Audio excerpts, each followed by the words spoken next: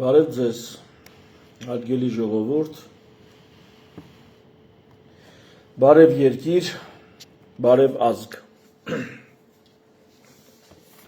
5 տարի առաջ այսօրը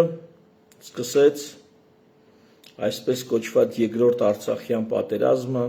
կամ 44-օրյա պատերազմը։ Ես այս հաղորդումը վերնագրեցի հիշատակ արևորդի նահատակներին։ Նահատակները դրանք գաղափարի համար, համոզմունքների համար զոհվածներն են։ Եվ ըստ էության մեր եղբայրները եւ քույրերը զոհվեցին համոզմունքի համար։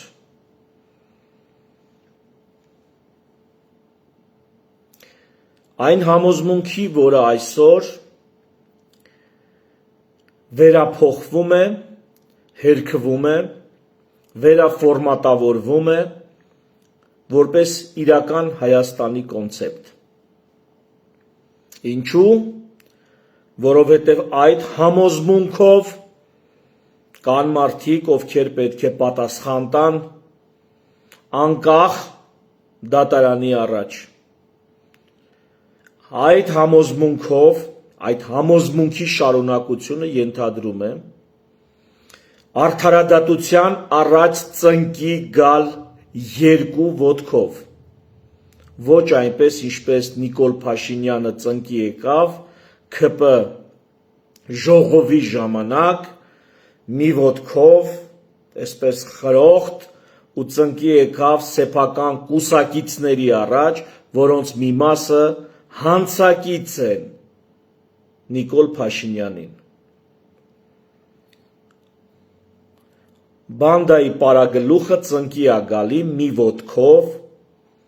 գիտեք ինչի մի ոտքով, որտեղ դա թատրոն է։ Դա ներողություն չի, դա զղջում չի, դա թատրոն է։ Իսկ թատրոնի մեջ պետք է առաջնորդը վեհ երևա, ոչ թե ծնկի եկած խեղճացած։ Իրականում զղջում ապրողը այդպես վեհ ու խրոխտ չի լինում, գլուխը կախած, մի նկար են դրել, որ հեսա մի լավ լողացան ու կմաքրվեն։ Այն պատասխանատվությունից, որը իրանք չեն տվել ու որին չեն ենթարկվել։ Ես այս հաղորդումն անում եմ մի քանի հարցերի պատասխանելու համար։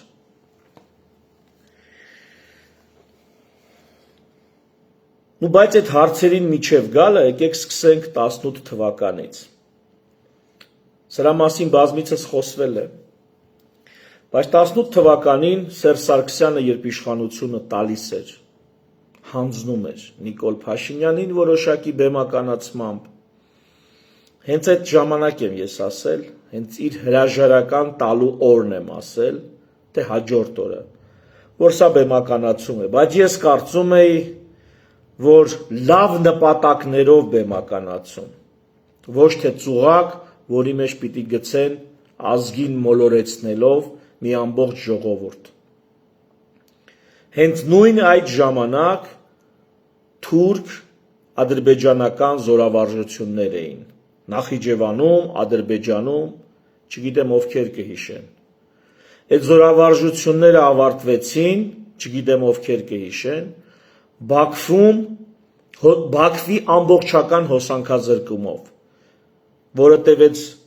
ահագին ժամեր, հետո հոսանքը վերականգնեցին ու էլի նորից եղավ հոսանքազրկում։ Այդ ժամանակ իմ կարծիքով դա ակնարկ էր ինչ-որ ուժերի կողմից,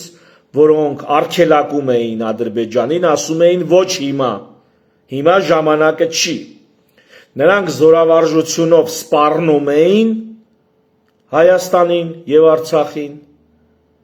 ու ինչ-որ մեկը, իմ կարծիքով, Բաքուն տոտալ մետրոներով ամեն ինչով տոտալ հոսանքազրկելով նշան էր անում, որ դրա ժամանակը չի։ Իսկ ես կարծում եմ, որ եկել էր ժամանակը, որ Սերժ Սարգսյանը պետքա առնվազն 5 գրաված կամ ազատագրված, ինչպես կուզեք անունը դրեք, շրջանները պիտի վերադարձներ։ Ու Սերժ Սարգսյանը մինչ այդ արդեն վերադարձնելու առիթ ունեցել է 2016 թվականին, երբ եղավ Սասնա-Ծռեր ՊՊԾ գնդի գրավում օպերացիան, որը ինձ համար ոչ մինչև վերջ հասկանալի է, բայց որ այդտեղ կա ավանտյուրա, աֆյորա, դա հասկանալի է։ Բայց կոնկրետ ինչու՞մ է սխալը, ինչու՞մ է սուտը, իսկ որն է ճիշտը, ամբողջական եւ այսպես դետալավորված ես չգիտեմ։ Չեմ հասկանում, բայց հասկանում եմ, որ այնտեղ մեծ կեղծիք կա։ Կազմակերպիչների մակարդակում։ Ահա իշխանությունը տրվեց Նիկոլ Փաշինյանին, որով եւս 2 տարի ժամանակ շահեց Հայաստանը, Հայությունը, Արցախը։ Եվս 2 տարի ժամանակ շահեց։ Ու Նիկոլ Փաշինյանը քաջ գիտակցելով, որ պիտի վերադարձնի աշխարհի գերհզորները Ռուսաստան, Ամերիկա, Ֆրանսիա, ասում են պիտի 10, Թուրքիա, Ադրբեջան, ասում են պիտի 10, առանց կարգավիճակի որոշման Արցախի կարգավիճակի, պիտի 10 եւ վերջ, իսկ ավելի ստույգ կարգավիճակը պիտի լինի Ադրբեջանի կազմում, եթե հիմա չեք կարող գնալ ձեր ժողովրդին ասել, բացի Լևոն Տեր-Պետրոսյանից ոչ ոք չի համարձակվե, դա գա եւ ասի ժողովրդին։ Մնացած բոլոր նախագահները դա չեն համարձակվել, գան եւ ասեն ժողովրդին։ Եվ իբրև թե բանակցել են ինչ-որ բան, ինչ են բանակցել, ես էլ չգիտեմ։ Վերջը, դա չի էական։ Էական, որ Սերժ Սարգսյանը խուսափեց, այստեղ Ռոբերտ Քոչարյանը չի արդարանում, Ռոբերտ Քոչարյանն էլ Սերժ Սարգսյանի ու Վազգեն Սարգսյանի հետ պալատական հեղաշրջումով կասեցրին Լևոն Տեր-Պետրոսյանի կողմից պատրաստակամությունը այդ հարցը լուծելու։ Եվ հետո էլ երբեք չունեցան այն հնարավորությունը, որ ժամանակին ուներ Հայաստանը, Արցախը Լևոն Տեր-Պետրոսյանի օրոք, փուլային տարբերակով։ Կարելի է սրանից էլ ավելի առաջ գնալ, Լևոն Տեր-Պետրոսյանին էլ առանձին մեղադրել, բայց գանք մեր օրեր։ Նիկոլ Փաշինյանին պատերազմը սկսելուց դեռ էական ժամանակ առաջ զեկուցվել է, որ հայկական բանակը կապ չունի Հայաստանինն է, թե պաշտպանության բանակն է Լեռնային Ղարաբաղի, դա կապ չունի։ Պատերազմի հնարավորություն չունի, պատերազմելու ունակություն չունի։ Եթե չեմ սխալվում, մոտավորապես այսպիսի տվյալները հաղորդվել Նիկոլ Փաշինյանին։ Արցախյան ճակատում բանակը կարա դիմանա 7 օր, եթե Նախիջևանից էլ ճակատ բացեն ադրբեջանցիները եւ թուրքերը, բանակը կարող է դիմանալ 3 օր։ Ոչ ավել։ Սա այն ժամանակահատվածն է, որը տրված է քաղաքական իշխանություններին, գերագույն գլխավոր հրամանատարին որոշում կայացնելու եւ մեր ապագա քաղաքականությունը որոշելու։ Այստեղ շատ կարևոր մի հարցի պիտի անդրադառնամ, որը հարցերից մեկն է, ոչ առաջինը, բայց կարևորը։ Երբ որ Նիկոլ Փաշինյանը կանգնում ասում է, ես ժողովրդին հարցրի, ասեցի ուզում եք, սենց միայն համբալը կարա խոսա, որովհետև եթե պիտի ամեն նման պահի պետական գործիչը, գերագույն գլխավոր հրամանատարը ֆրասի ուզում եք, բայց ինչի են քեզ ընտրե։ Այսինքն դու որոշում կայացնելու ունակ չես, դեգեներատ։ Ում ես հարցնում։ Ուսուցիչը աշակերտներին է հարցնում, ուզում եք այս դասը սովորեք։ Ուզում եք քննություն հանձնեք։ Ոչ, ուսուցիչը գիտի պիտի այդ քննությունը հանձնեն, որպեսզի ավարտեն ու գնան ենթադրենք հետագա իրանց կյանքը շարունակեն։ Եվ չի հարցնում, ուզում եք, այլ որոշումը թե ինչ քննություն, ինչ հարցաշարով եւ ինչ ծրագրով պիտի հանձնեն։ Հանձնելու են այսօր թե 6 ամսից։ Բոլոր նրանք Նիկոլ Փաշինյանի պաշտպանները, ովքեր ասում են, Նիկոլ Փաշինյանը ժողովրդին հարցրեց, ուզում եք կանգնեցնեն պատերազմը։ Նիկոլ Փաշինյանը կարա՞ր այդ ժողովրդին, ինչպես խոստացել էր, մի ոչ շուտ հարցներ, ոչ թե պատերազմի օրը, պատերազմը սկսելուց հետո։ Նիկոլ Փաշինյանը պիտի հարցներ, ուզում եք 5 շրջան վերադարձնենք, որտեղ եթե 7 օրից ավել տևեց պատերազմը, իսկ Նախիջևանից ճակատ բացելու դեպքում 3 օրից ավել տևեց պատերազմը, կորցնելու ենք ամեն ինչ։ Կարար սա ասել։ Պարտավոր էր սա ասել։ Չէ, ուրեմն չպետք է հարցներ։ Իսկ եթե հարցնում ես, ուրեմն ասա ամբողջ ճշմարտությունը, որ քեզ պատասխանողը մտածված, գիտակցված, պատասխանատու կերպով ասի իր գնահատականը կամ կարծիքը։ Մի կողմ թողնենք, որ ժողովրդից կարծիքը հարցնում են մի ճանապարհով, հանրաքվե։ Պետություններում, ոչ թե ցեղախմբերում, պետություններում ժողովրդից կարծիք հարցնելու մի ձև կա։ Հանրաքվե, ինստիտուցիոնալ եղանակ։ Իսկ եթե ցեղախումբը կարան հավաքվեն կրակի շուրջ ու ոչդը գիշերը հարցնի, կրակի շուրջ հավաքվածներ այսպես պատասխանեն։ Իրանց կարծիքը հայտնեն։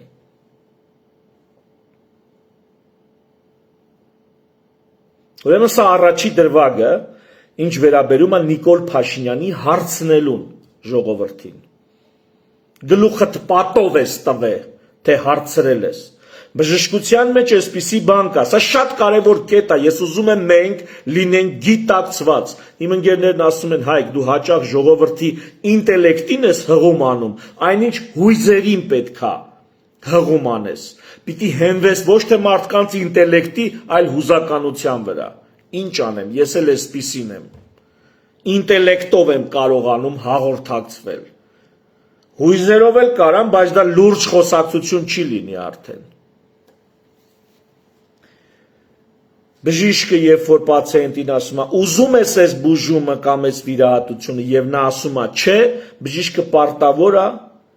պացիենտին ներկայացնի այդ վիրահատության ձևը, եղանակը, դրա կողմնակի ազդեցությունները, հնարավոր ռիսկերը, ամեն ինչ։ Հրաժարվելու դեպքում ինչա լինում, այդ ամեն ինչն էլ պիտի ներկայացնի։ Ու նոր ստորագրություն է դնում հիվանդը, որը կոչվում է տեղեկացված համաձայնություն։ Ուշադիր, կոչվում է տեղեկացված համաձայնություն։ Եթե օդի մեջ ասում է չէ, չեմ ուզում, չես կարող ասես դե ստորագրի։ Նա պիտի տեղեկացված լինի, որ ասի ուզում է, թե չի ուզում։ Իմ ընկերս վիրաբույժ Մոսկվայում մի կլինիկայում էր աշխատում, որտեղ կար այսպիսի կարգ։ Ասում է գալիս է պացիենտը, խոսում է վիրաբույժը, բժիշկները բացատրում են եւ ենթադրենք նա ասում է ոչ, չեմ ուզում։ Տեղեկացված համաձայնություն է տալի կամ անհամաձայնություն է տալի, որ չեմ ուզում վիրահատվեմ։ Ասում է այդ պացիենտին չեն թողնում ստորագրի գնա։ Կանչում են ամբողջ հիվանդանոցի պատասխանատու հերթապահին, ով սովորաբար լինում է գիտությունների դոկտոր կամ թեկնածու, այսինքն պրոֆեսոր կամ դոցենտ։ Գալիս է պրոֆեսորը, ամբողջ հիվանդանոցի պատասխանատուն։ Նա միշտ լինում է տարիքով ավելի ավագ, ավելի բարձր փորձառությամբ, ու նա է փորձում բացատրի, համոզի, հիմնավորի, սովորացնի պացիենտին, որ տվյալ միջամտությունը, վիրահատությունը անհրաժեշտ է իր առողջության եւ կյանքի համար։ Եվ եթե նրան էլ պացիենտը ասում է ոչ, չեմ ուզում, հրաժարվում եմ, ընկերս ասում է էլի չեն թողում ստորագրի, կանչում են հիվանդանոցի հոգեբուժին, հերթապահ հոգեբուժ կա, այդպիսի հաստիքով, ով գալիս է եւ գնահատում է արդյոք տվյալ պացիենտը մեղսունակ է, ողջամիտ է, արդյոք ապրումների, էմոցիաների տակ չի, արդյոք նրա չհամաձայնվելը, հրաժարվելը ադեկվատ սթափ հոգեվիճակում եւ գիտակցականում է։ Կարող է մարդը հուզված է, կարող է հարբած է, կարող է մի ուրիշ բան կա։ Եվ միայն երբ հոգեբուժը գնահատում է, որ տվյալ պացիենտը ադեկվատ է որոշում կայացնելու համար, այսինքն հրաժարվելու համար տվյալ միջամտությունից, նոր պացիենտը ստորագրում է, որ ինքը հրաժարվում է այդ միջամտությունից ու գնում է տուն, կամ ուր որ գնում է, ուրիշ հիվանդանոց եւ այլն։ Իմացաք ինչ է նշանակում տեղեկացված համաձայնություն պատերազմելու ժողովրդի կողմից։ Ուրեմն առաջի կետ, մարդիկ գործադիր իշխանության ղեկավար են ընտրում վարչապետ կամ նախագահ, որպեսզի նա պատասխանատվություն վերցնի իր վրա նման հարցերի ժամանակ։ Դրա համար գերագույն հրամանատար է կոչվում, ոչ միայն քաղաքացիական, այլ նաև զորքերի։ Նամանավանդ երբ որ ռազմական դրություն է, եւ չեն կանգնում ժողովրդին, հələ լայքեր տենամ, լայքերն են շատ, թե դիսլայքերն են շատ, նոր որոշեմ, կամ հանրաքվեի եմ դնում։ Երկրորդ, տվյալ պացիենտը պիտի տեղեկացված լինի, իսկ պացիենտը, ժողովուրդը տեղեկացված էր, որ դու 3-ից 7 օր դիմադրելու պոտենցիալ ունես եւ ոչ մի վայրկյան ավել, որ դրանից ավել պատերազմը շարունակվելու դեպքում մենք կորցնելու ենք ավելի ու ավելի դառնալի ու անդառնալի կորուստներով։ Տեղյակ ես, որ հիմա Նիկոլի պաշտպաններ առաջ եկեք ինչ որ բաներ եք փորձում հիմնավորել։ Ոչ, տեղյակ չէր։ Նիկոլի ստատուսն է այդ օրվա, անվտանգության խորհրդի նիստ ենք անում, դրանից հետո ազգային ժողովում ելույթ ունեցել։ Հիմա հարց։ Անվտանգության խորհրդի նիստում ինչ է զեկուցվել։ Եղել է արդյոք այնտեղ բանակի հրամանատարությունը, իհարկե եղել է։ Եվ ինչ են ասել, պաշտպանության նախարարը ինչ են ասել։ Հրապարակեք, ես չեմ ասում,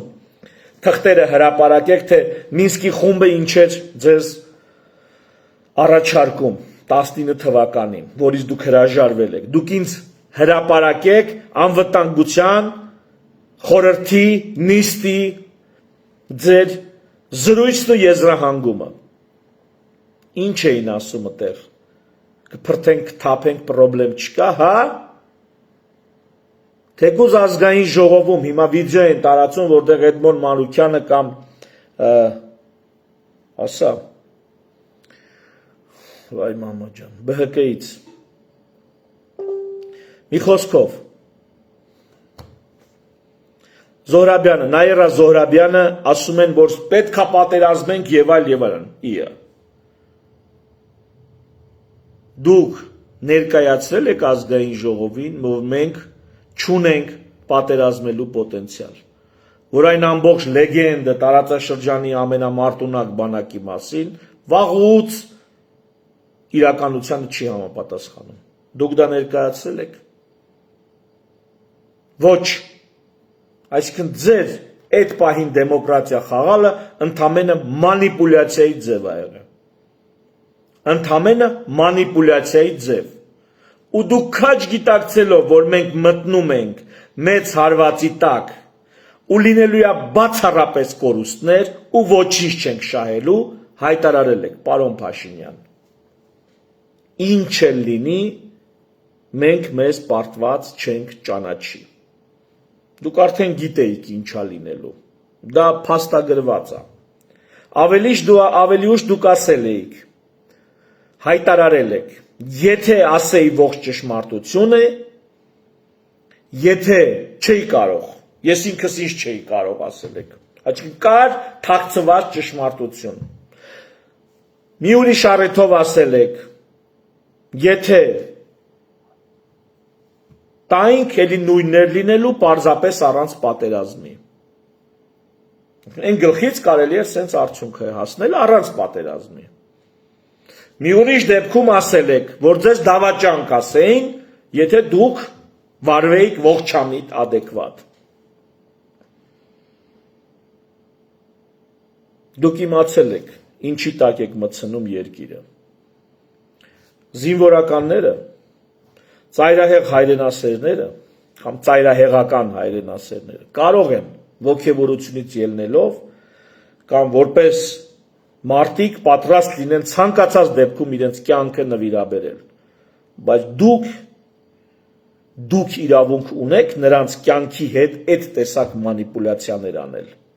Եթե գիտեք, որ հեռանկար չկա, 2 տարի ժամանակ եք ունեցել, որևէ էական դրական տեղաշարժ չեք արել, բացի այդ կլուբնիկներից, մեկ է սուրերից, որոնք չէին կրակում, թռնեին էլ օդի մեջ խոցվելու էին։ 2 տարի ոչինչ չեք արել, ոչինչ, իսկ դուք եղել եք 2 տարի բանակի գլխավոր պատասխանատուն, վարչապետը։ Մի ուրիշ հարց, իսկ ժողովուրդը կներեր, եթե Նիկոլ Փաշինյանը զիջումներ աներ առանց պատերազմի։ Ասենք թե չէր ների, եւ հիմա Նիկոլի քամագն ավելի կարևոր, թե մի քանի հազար երիտասարդի կյանքը ու նրանց ընտանիքների ողբերգությունը։ Որն է ավելի, ու մի ամբողջ ազգի կոտրված ողնաշարը, որն է ավելի կարևոր։ Մի ուրիշ փաստարկ, այն ամբողջ փաստարկները, հիմնավորումները, որ Նիկոլ Փաշինյանը բերել է պատերազմից հետո, սկսած բանակի վիճակից, փաստաթղթային բազայից, միջազգային դրությունից եւ այլն եւ այլն եւ այլն։ Այդ ամենը չէի կարող միջև պատերազմը ներկայացնեիք։ Եթե դու պատերազմը տալուց հետո կարող եք մարսել դա, փորձեիք դա անել միջև պատերազմը, նույն ձև ժողովրդին ներկայացնեիք, որ ամեն ինչ վաղուց տրված է, ամեն ինչ վաղուց պայմանավորված է, հրապարակեիք այդ թղթերը, հիմնավորեիք մինչև պատերազմը եւ բանակը պահեիք այսօր Սյունիքի անառիկությունը ապահովելու համար, առանց ազգի ողնաշարը կոտրելու։ Գնայք այդ միջանկյալ վիճակին, մեկ այլ ստատուս քվոյի, ոչ թե միջանկյալ կարգավիճակի, այլ միջանկյալ վիճակին, միջանկյալ կարգավիճակ չի էլ առաջարկվել։ Գնայք դրան։ 16 թվականին Լուկաշենկոն Սերժ Սարգսյանին ասում է, թող ռուսական խաղաղապահները մտցնենք այդ 5 շրջանները տակ։ Պարոն Սերժ Սարգսյան, թողեիք, ուրիշ բան կարայիք անեիք ավելի լավ։ Ոչ, արևմուտքն ասում է չթողեք։ Արևմուտքի եւ Ռուսաստանի բախման մեջ մենք տաշեղ եղանք, տրականք, բեկորների բաժանվանք ու գնացինք։ Ինչ էիք մտել արևմուտք Ռուսաստան այդ պայքարի մեջ։ Ինչի էիք արևմուտքի պայքարն անում Ռուսաստանի դեմ դուրս գալիս։ Ձերին չին էր պետք։ Նույնը Նիկոլ Փաշինյանն արել։ Միտեղ հայտարարում են, որ Պուտինին առաջի անգամ զանգել է Պուտինի ծննդյան օրը։ Պատերազմը սկսելուց հետո առաջին անգամ Պուտինին զանգել է Պուտինի ծննդյան օրը։ Դա երբ էր։ Եթե չեմ սխալվում, հոկտեմբերի 7-ին, պատերազմից 10 օր հետո։ Բա 10 օրում հետ էիր խոսում։ 10 օր միջազգային ворկեր Մակրոնի ու պետդեպի ԱՄՆ։ Եվ ինչ էիր խոսում 7-10 օր։ Ինչ էիր խոսում։ Պուտինը քխա, փիսնա, Ռուսաստանը վատնա, այ ընկեր, կոնկրետ մեր հարցն է, ոչ Ռուսաստանի հարցն է, ոչ Ամերիկայի ու Մակրոնի, մեր հարցն է։ Մեր հարցն է, ընդդեմ դու մեր շահերի պաշտպանն ես, դու էլ Սերժն էլ քեզանից առաջ։ Դուք մեր շահերի պաշտպանն եք, թե Արևմուտքի ու Ռուսաստանի։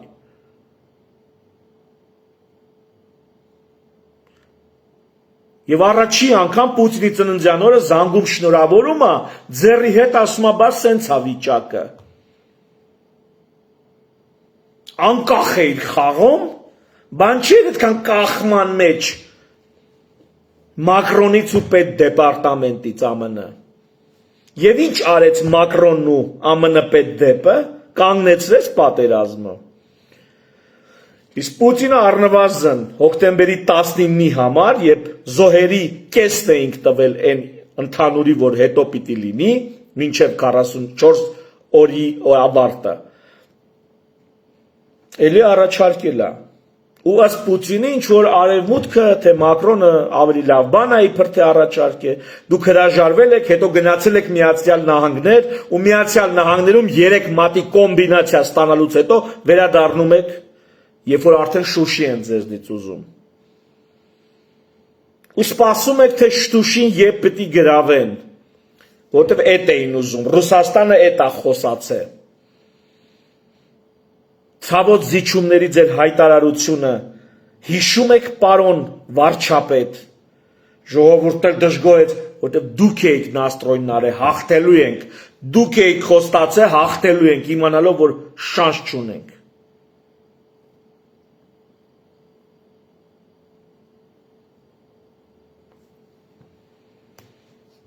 Ու մեղադրում են արցախցիներից, որ ահա արցախցիները փախնում, գալիս էին, չէին մնում, չէին կռվում, հանեց զոհերի քանակով նայեք,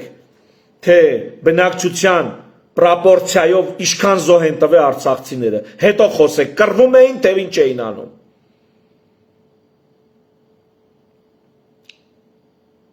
Մարդկանց տանում էիք այնտեղ անտեր թողում, հետո առանց բանի դատու դատաստանի, որպես դասալիկ ուղևորում, ճամփու դնում դեպի Մայր Հայաստան, որտեղ մարդիկ գալու ասում էին ինչա կատարվում։ Ու այդ ոգևորության ալիքը նստում էր։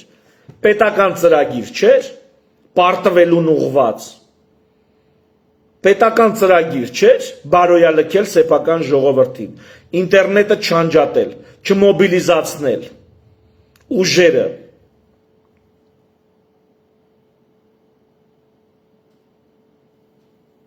Ես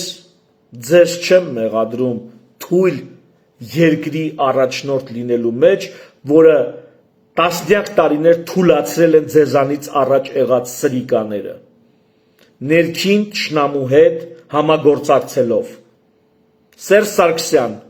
Ռոբերտ Քոչարյան, ինչ որ տեղել եւ ինչ որ չափով էլ Լևոն Տեր-Պետրոսյան։ Ես դրա մեջ չեմ ձեզ մեղադրում, ես մեղադրում եմ մեզ խաբելու մեջ, հրաժարական տայք, տեսակ ինչի առաջ եք կանգնել, հրաժարական տայք, այդքան քաղցրեր իշխանությունը, այդքան քաղցրեր, հրաժարական տայք, չմտնեիք դրա տակ, Կարեն Կարապետյանը ոչ չմտավ դրա տակ, չէր կարա Կարեն Կարապետյանը վերցներ Սերժ Սարգսյանից իշխանությունը, քաջ գիտակցելով, որ Իրանն է արդեն, այդ հեղափոխության բողոքի ալիքի արդյունքում Կարեն Կարապետյանը լիներ վարչապետ, Սերժի նախագահության օրոք վարչապետ, եւ վերջ, բայց ինչի չվերցրեց Կարեն Կարապետյանը այդ բեռը, որովհետեւ իդիոտ չէր, որտեղ մանյակ չէր, հոգեկան առողջության լրջագույն խնդիրներ չուներ, մանյակ չէր։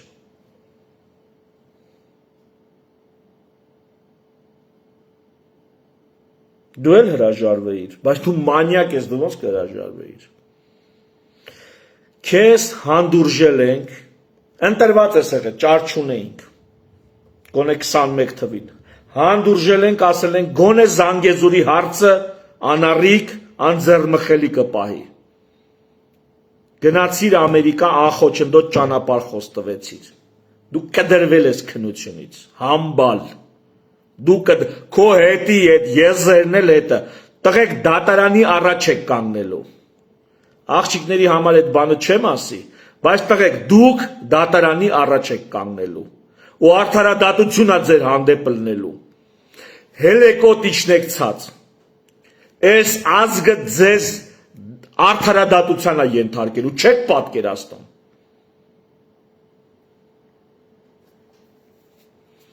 Մինչև այդ ասումա չեր կարա ասեր, ես լինեի ինչ կանեի, կհավաքեի նախագահներին, կխոսայի, կձայնագրեի, կքննարկեի, ամբողջ այդ ինչ անենք, ոնց անենք միասին, խոստանայի ինչ-որ ոսկե սարեր իրանց, ին վրա կվերցնեի, ու ծայրից ծայր կքննարկեի ինչ ենք անում, այդ ամբողջ քննարկման ժամանակ պարզա լիքը բան կխոսացվեր, որ վիճակը փակուղային է, էսա այնա, ճիշտ է, կմնար ին վրա կասեի, հա ես եմ, հանձնում եմ, վсё, դուք մաքուր եք, հետո կհրապարակեի էդի, ամբողջ ժողովրդին, կասեի տեսեք, որ նախագահներն իրանք են, այդ մտքին, որ վարյանտ չկա, եթե նախագահները չվերկենային ու չասեին, որ ժողովուրդ, այս համբալը պտի հանձնի, բայց ըստ էության այլ ընտրանք չկա, ես այդ գաղթի ձայնագրությունները կհրապարակեի։ Միշտ կա լուծում, առավել ևս ընդեղ լնես ու լուծում չունենաս, մանյակ,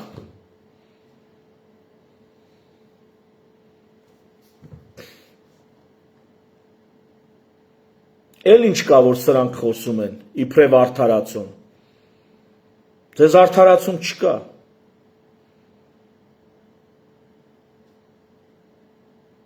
դուք գիտակցված, իմանալով, որ բանակը ի վիճակի չի, երկիրը ի վիճակի չի մեծ պատերազմի, գնացել եք այդ պատերազմին դավաճան չկոչվելու համար, հիմա էլ հետույքները ճղելով ապացուցում եք, որ դա այդպես է, ու դրա համար էլ Սերժենց եք պահել, Քոչարյանենց եք պահել քաղաքական դաշտում որպես ձեր մրցակից Ախոյան, որ նրանց ֆոնին դուք լավ տղա երևաք, բայց դուք Մանասյան Հայկի ֆոնին շատ լախ եք։ Դրա համար Մանասյան Հայկին չեք թողի գա առաջի պլան։ Բլոկ կանեք լրիվ լրատվամիջոցներով, դուք էլ նրանք էլ ձեր հետ։ Նախիններն էլ ձեր հետ։ Որովհետև դուք ինպես տղեկի ֆոնին շատ լախ եք։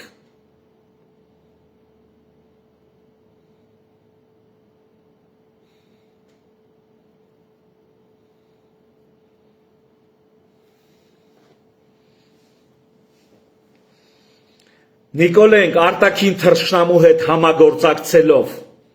երկիրը տուրն են տվել, Սերժ Սարգսյան, Ռոբերտ Քոչարյան ներքին, այդ թվում որոշ չափով նաև Լևոն Տեր-Պետրոսյան, ներքին թշնամու հետ համագործակցելով երկիրը տուրն են տվել։ Արտաքին թշնամին Ադրբեջանն ու Թուրքիան էին, հիմա էլ են, ներքին թշնամին գող ավազակ թալանչի կաշառակեր մորթապաշտ բանակից թռած ով ասես։ Ու հիմա Նիկոլենք Սերժով մեզ վախացնելով, ներքին թշնամով մեզ վախացնելով, արտաքին թշնամուն են գնաց այդ տակը պարկե, Սերժենք էլ արտաքին թշնամիով մեզ վախացնելով, գնաց է ներքին թշնամու հետ էին համագործակցում ու հանցակցում։ Էս է իրականությունը։ 18 թվին եկել էր հանձնելու պահը, ստիպված գցեց Նիկոլի վրա, որ ինքը պրզնի։ Նիկոլը ձգեց, մտավ պատերազմի մեջ հույսով, որ մի շաբաթում պատերազմը կպրծնի, ինքն էլ այդ 5 շրջանա, 7 շրջանա, չգիտեմ, կտա, կասի դե էս է, ստիպված։ Պատերազմը սկսավ, Նիկոլը տեսավ, որ պատերազմը չի պրծնելու, Ալիևը կանգ չի առնելու, ոչ Մակրոնն է կարում, ոչ էլ իր պետդեպարտամենտն ամենայի կանգնացնում այդ պատերազմը, որտեղ նրանց այդ պատերազմը կանգնացնել պետք չի, նրանք պետք է դեռ Միջին Ասիայից դեպի Եվրոպա էներգակիրներ արտահանեն։ Գոբլի պլան հլեն թվից, Օզալի պլան 92 թվականից։ Նրանք այդ պլանը պետք է իրականացնեն։ Իսկ դրա համար պետք է որ Ղարաբաղի հարցը դուրս գա տարածաշրջանից։ Իսկ դրա համար պետք է որ այս հորթը համոզված հույսը իրանց վրա կապի։ Պատերազմը չկայնացրեց։ Մակրոնն ու Ամերիկան։ Ռուստերն ասին, մենք մեր իրանց շահերի համար, իրանք շահերը, որոշակի պայմաններով կարան։ Ոչ մի դեպքում չհամաձայնվել։ Չհամաձայնվեց։ Վերջում մեկը համաձայնվեց,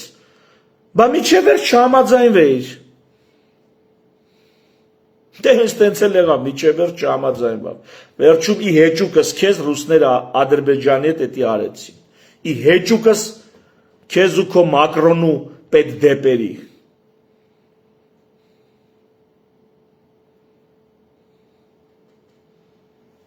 դուք հանցանք եք գործը, բոլորդ իրար հետ, հայ ազգի, հայոց պետականության առաջ դուք հանցագործներ եք, սա քաղաքական գնահատականը, սրա իրավական գնահատականը կտա անկախ դատարանը, արդարադատության առաջ դուք կանգնելու եք, ու այս ձեր թույլ տված գործողություններն ու անգործությունը վաղեմության ժամկետ չունեն, չեք ազատվելու դրանից, իշքան էլ համակիր ունենաք, իշքան էլ ելնեք սկսեք ինձ սևացնել ու իմ պեսներից սևացնել, իշքան էլ իրար դեմ դուս գաք իրար փնովեք մթամ թե դուք եք ես երկրի քաղաքական էլիտան, կողխեմ ձերպես էլիտան,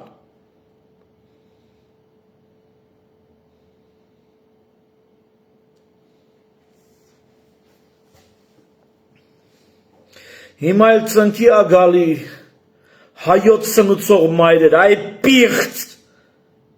այ պիղծ, ինչ անուն տալիս ես պղծվում է բերանիդ մեջ, ինչ Հայաստանի, հայոց էլ չի ասում, Հայաստանի, էլ հայոց չկա, հայոց լեզուն ինչ է, Հայաստանի լեզու է, համբալ,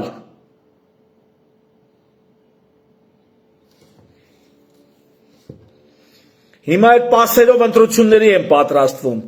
նրանք իմպիչմենտ են սկսել, նրանք էլ իբր թե չեն ուզում, հեսա մտածում են արտահերթի գնան թե չէ, այսօր Սերժականները, երեք Քոչարյանականներն էլ միացան, ու Նիկոլը պասերով ուզում են արտահերթի գնան, արտահերթ հիմա Նիկոլենց է որոշելիքը, Քոչարյանենք վերջնականապես որոշեցին միացան, հիմա Նիկոլենց վրա է հույսը, Նիկոլենքը գցում բռնում են, գնան արտահերթի թե չգնան, չեք ջոգում ինչա կատարվում, մինչև այսով իրեքով իրար հետ պասերով խաղում են, մինչև այսօր, Նիկոլը խոսեց արտահերթի մասին, իրանց կուսակցական ժողովին, հելան ասին հա դրա մասին խոսացել ենք, ինչ, որովհետև գիտի մինչև հունիս եկող տարվա կարողա չձգեն, այս իրանց ռեյտինգից կարողա ռտարն էլ չմնա, Ընդ արանքը եվրոպացիներ պետք է բերեն բան, համաժողով պետք է անեն, դրանով մի քիչ ռեյտինգ պետք է ապահովեն, բայց այդ ընտրություններից մի ամիս առաջ է, կարող է այդ էֆեկտը չտա։ Ու հիմա Սերժը, երեք միացան Քոչարյանականները, Սերժականները, երեք միացան Քոչարյան, հիմա էլ Նիկոլենք սպասում են արտահերթի գնան թե չէ, իմպիչմենտ են անում, նայում ես ողջամիտ չի, չէ, ինչ իմպիչմենտ, այ մարդ Ով կգա ձեր հետ կքվյարկի, Նիկոլը քանի հոգի ապետ, կուղարկի կասի գնացեք կվյարկեք էտանք արտահերթի, հասկանում եք ինչ են բերում միջև այսօր մեր գլխին, այսենց, այս շիտեղ դրած քշում են, նախրիտեղ դրած քշում են,